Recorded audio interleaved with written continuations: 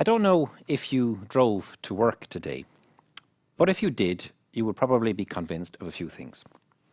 First of all, you'll be convinced that your journey takes longer than it used to.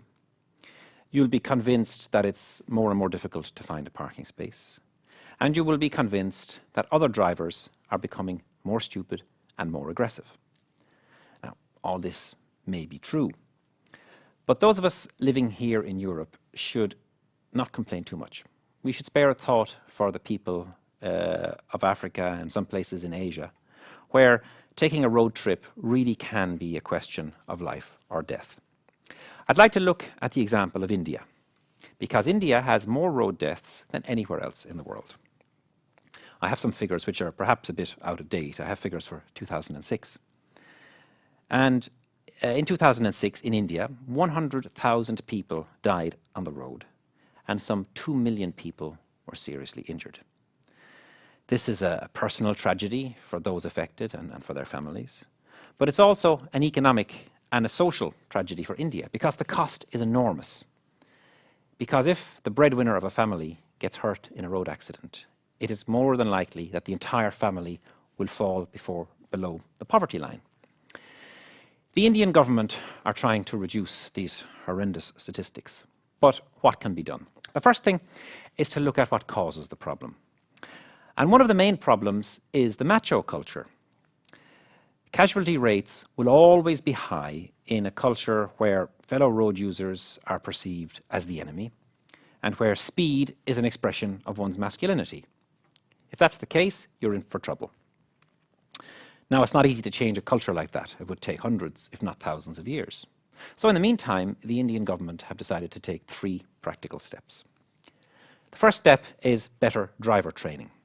Many people who have driving licenses in India have never taken a driving lesson.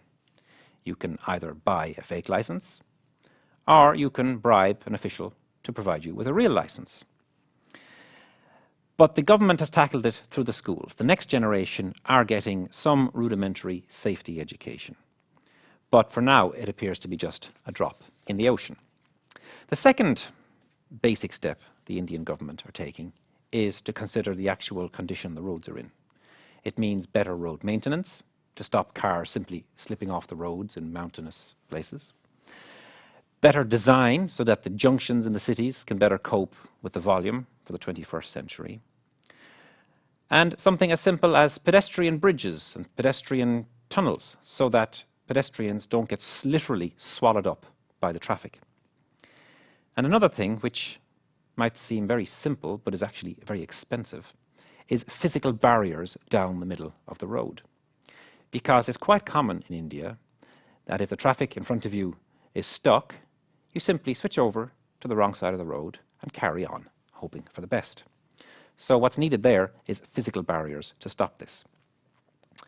And the third step being taken by the government is better enforcement of the laws, because the laws already exist, but you need to enforce them.